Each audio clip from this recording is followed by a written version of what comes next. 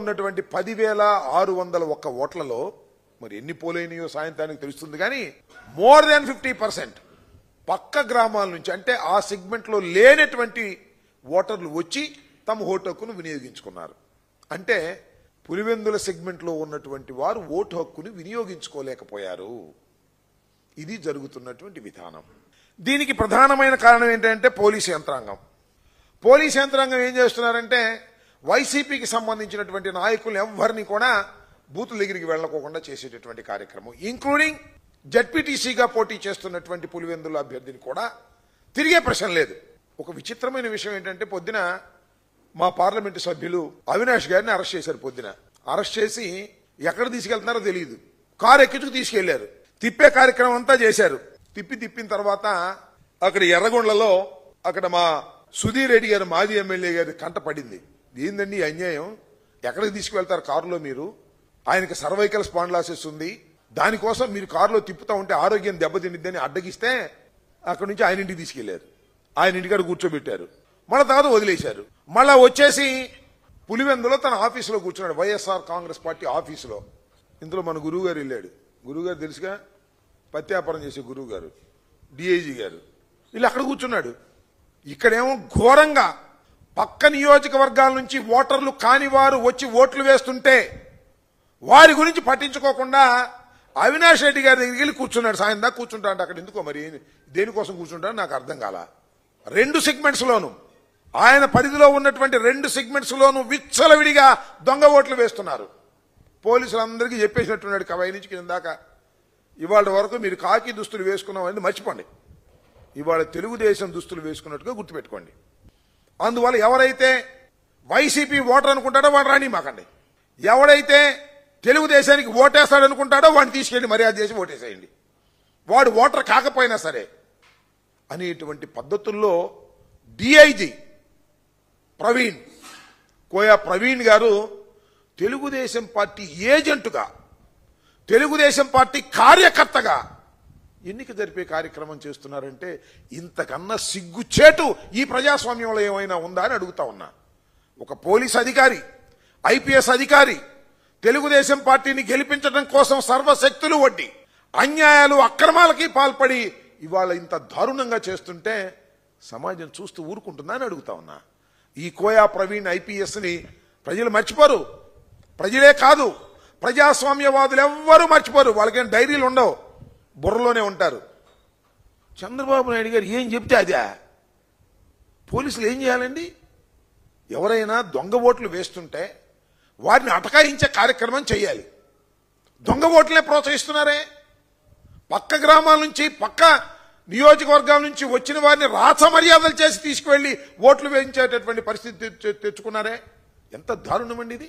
ఇలాంటి దారుణాన్ని ప్రజాస్వామ్యంలో ఎప్పుడైనా విన్నామా, కన్నామా అని అడుగుతా ఉన్నా. అరే ఓటర్ బతిమలాడుతున్నాడండి, అయ్యా నా ఓటు హక్కును వినియోగించుకోవాలి అని పోలీసులు కాళ్లు పట్టుకుని బతిమలాడుతున్నా. కుదరదు, మా వాళ్ళు వేరే వచ్చారు, పక్క గ్రామాల నుంచి, పక్క ఊళ్ళ నుంచి వచ్చారు, వాళ్లే ఓట్లేస్తారు, వాళ్లే గెలిపిస్తారు అనేటువంటి పద్ధతుల్లో ఇవాళ ఎన్నిక జరుగుతూ ఉంది.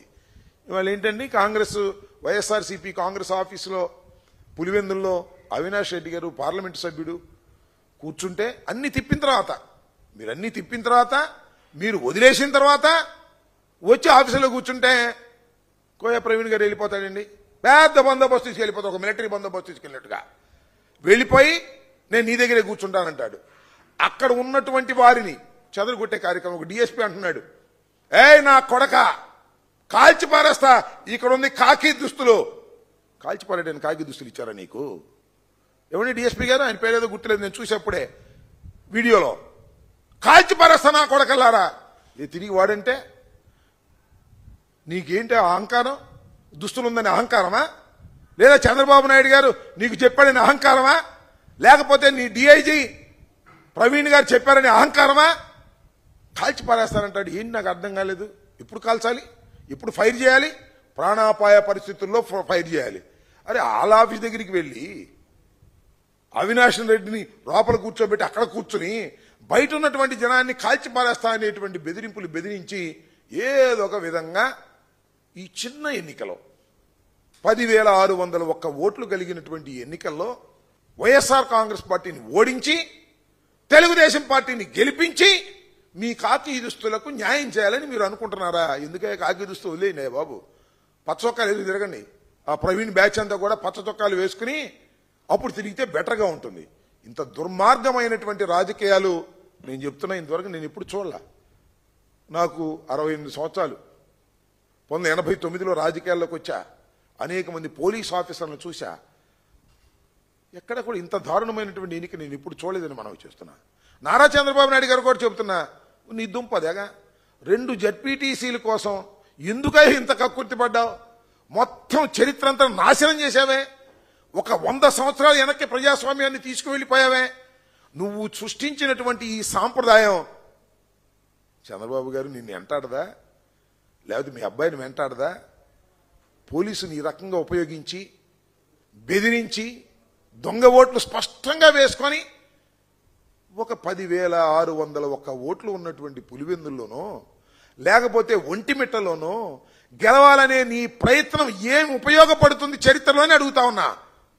ఒకటైతే ఉపయోగపడుతుంది, రాష్ట్ర వ్యాపితంగా చూస్తున్నటువంటి వైఎస్ఆర్ కాంగ్రెస్ పార్టీ నాయకులు కానీ, వైఎస్ఆర్ కాంగ్రెస్ పార్టీ క్యాడర్ కానీ, వైఎస్ఆర్ కాంగ్రెస్ పార్టీ కార్యకర్తలు కానీ గుండెలు రగులుతా ఉన్నాయని మనవి చేస్తున్నా. ఇంత దుర్మార్గమైనటువంటి ఎన్నిక చేసి ఏమి సాధిస్తావని మనవి చేస్తున్నా. ఈ 2 గెలవకపోతే నీ ప్రభుత్వం పడిపోద్దా? పులివెందులు ఎప్పుడన్నా గెలిచావా? గెలవలా. అయితే ఏంటి, ఇవాళ గెలవాలి. పోలీసుల చేత ఓట్లెంచుకు గెలవాలి. పక్క గ్రామాల నుంచి తీసుకొచ్చిన వాళ్ళ చేత ఓట్లెంచుకు గెలవాలి. గెలిచేం పక్కలు తీస్తావా అని అడుగుతా ఉన్నా నేను. నువ్వు ఒక చరిత్రహీనుడిగా మిగిలిపోతావు.